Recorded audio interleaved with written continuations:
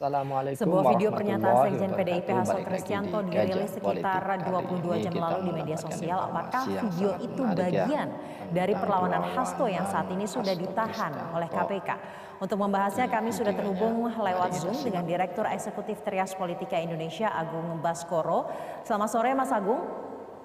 Selamat sore Mbak Syaja, pemirsa semua. Baik, Mas Agung dan juga pemirsa, sebelumnya kami CNN Indonesia juga sudah mencoba untuk mengundang pihak dari PDIP untuk bergabung pada sesi dialog sore ini, namun hingga saat ini belum bisa untuk bergabung, belum bisa untuk hadir. Langsung saja Mas Agung, video pernyataan Hasto Kristianto. Dikatakan terakhirnya nih tanpa bukti. Ya. Bagaimana melihatnya? Ya, secara tekstual memang tidak ada sesuatu yang baru ya. Jadi saya merasa ini agak klimaks karena kita paham bahwa revisi Undang-Undang KPK itu kan memang disahkan di masa Pak Jokowi ya. Jadi nggak ada yang baru dan secara kontekstual ini hanya mengafirmasi bahwa PDIP dan keluarga Solo dalam relasi yang tegang ya, dalam tingkat yang sangat tinggi, dan saya melihat ini arahnya bisa kemana-mana Mbak Syaja, apalagi sempat dimention soal Gibran yang maju pilkada bersama Mas Bobi ya, seperti itu. Jadi lihat ini bentuk perlawanan PDIP kepada keluarga Solo plus sebelumnya juga kepada istana Pak Prabowo ya, karena memang menunda perjalanan retreat para kepala daerahnya untuk hadir di Magelang seperti itu. Dan saya kira ini justru agak kontraproduktif ya, karena saya melihat PDIP ini kan lebih besar dari sekedar seorang Mas Hasto ya. Jadi menurut saya alangkah idealnya ini difokuskan ke ranah masing-masing saja. Mas Hasto fokus dengan kasus hukumnya, membuktikan bahwa beliau memang tidak bersalah apakah lewat pra-peradilan yang sedang beliau ajukan. Kemudian PDIP fokus mengawal ya secara lebih strategis lewat ya kebijakan, karena hari-hari terakhir ini kan banyak dinamika kebijakan yang membuat gaduh, viral, dan saya kira concern itu akan lebih produktif ketimbang semuanya fokus dalam kasus ini kemudian melakukan respon-respon yang menurut saya kurang produktif dan justru publik melihatnya kurang positif ya Mbak Syaja ya, karena arahan perlawanannya justru malah membuat kepala-kepala daerah PDIP yang sudah dipilih malah tidak bisa mendapat arahan langsung dari presiden serta para pemateri yang menurut saya dibutuhkan oleh para kepala daerah untuk memimpin ke depan seperti itu. Mas Agung, terkait dengan video, perlawanannya untuk apa? Karena jelas-jelas yang dituju dalam video adalah keluarga Solo, disebutkan dengan jelas dan terang Jokowi, Gibran dan juga Bobi. Namun untuk apa? Untuk Jokowi diadilikah? Untuk menurunkan persepsi publik, namun saat ini kan Jokowi bukan lagi sebagai pejabat publik. Untuk Gibran kah? Untuk apa?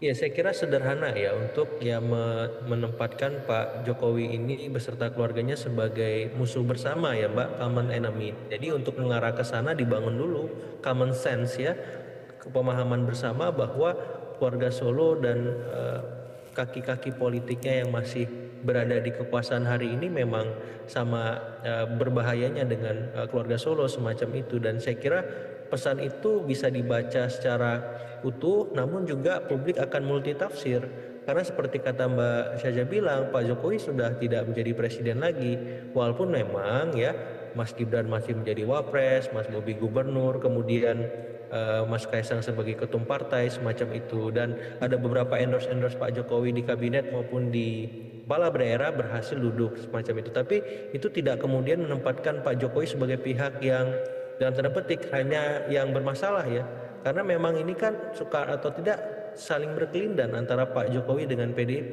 Tidak bisa serta-merta kemudian video itu menempatkan Pak Jokowi sebagai orang yang bersalah, karena itu sangat subjektif.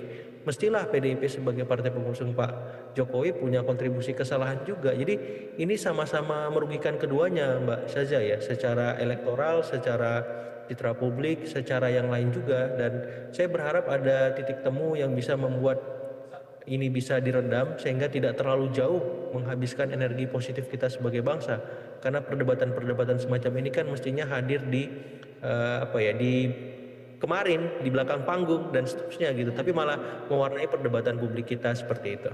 Perlawanan-perlawanan yang emosional seperti ini biasanya karena benar-benar bentuk sakit hati. Apakah itu artinya benar, murni karena bentuk sakit hati? Saya kira memang arahan ke situ kuat ya, karena memang apa ya, saya nggak bisa kebayang sekjen partai sebesar PDIP kemudian tersangkut kasus, dan itu memang nggak bisa dibantah karena KPK punya 2 alat bukti minimal ya untuk menjerat Mas Hasto sehingga ditahan. Dan mau nggak mau ya aturan ini harus diikuti sampai pada satu momen ya pra peradilan itu mulai disidangkan kan, seperti itu, untuk membantah bahwa Mas Hasto ini diduga bersalah semacam itu. Tapi di luar itu perlawanan politik sah-sah saja Mbak saja sebenarnya, tapi jangan sampai mendekonstruksi ya arahan-arahan positif dari presiden sebagai kepala pemerintahan kepada kepala daerah lainnya yang menjadi kader PDIP untuk tidak bisa mengikuti masukan ataupun kegiatan apapun yang diinisiasi oleh negara semacam itu, karena publik akan melihat berbeda gitu, bukan justru simpati tapi justru sebaliknya, karena ini kan hak publik kepada kepala daerah yang sudah dipilih tadi untuk memimpin dengan sebaik-baiknya. Kalau mereka miskomunikasi, miskoordinasi, missinkronisasi maupun miss yang lain dengan pemerintah pusat, kementerian terkait gara-gara tidak mengikuti retreat, ini kan jadi bumerang ataupun blunder politik yang luar biasa. Jadi saya berharap setelah ada beberapa kepala daerah yang belum bisa hadir, nanti di gelombang berikutnya bisa hadir, ataupun kalau belum bisa hadir digantikan dengan wakilnya atau sekdanya semacam itu, sehingga tidak ada ya pelayanan publik, tanggung jawab publik yang melekat dalam kepala-kepala daerah tadi yang terabaikan seperti itu. Ini salah satu bentuk perlawanan politik dan salah satu tujuannya tadi sudah disebutkan untuk menciptakan keluarga Solo sebagai musuh bersama. Tapi selain itu bargaining apa yang sebenarnya sedang diusahakan? Karena mau tidak mau ini juga bisa saja akhirnya menyakiti, menyinggung Presiden Prabowo yang selama ini kita ketahui hubungannya sangat dicoba untuk baik-baik saja antara Megawati dengan Prabowo.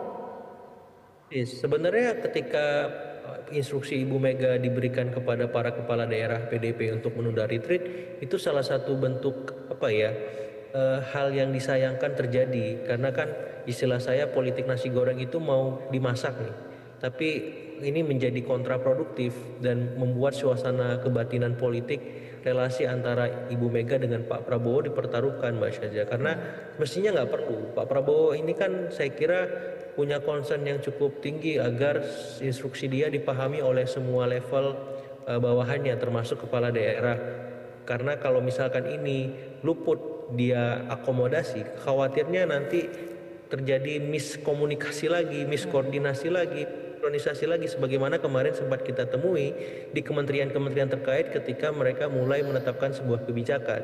Nah, dalam konteks daerah ini kan lebih beresiko. Nah, saya melihat hubungan antara Ibu Mega dengan Pak Prabowo menjadi dipertaruhkan dan beresiko untuk menjadi renggang, yang sebelumnya semuanya kelihatan dan baik-baik saja ya, sudah bertukar cindera mata, mulai minyak urut, anggrek dan seterusnya.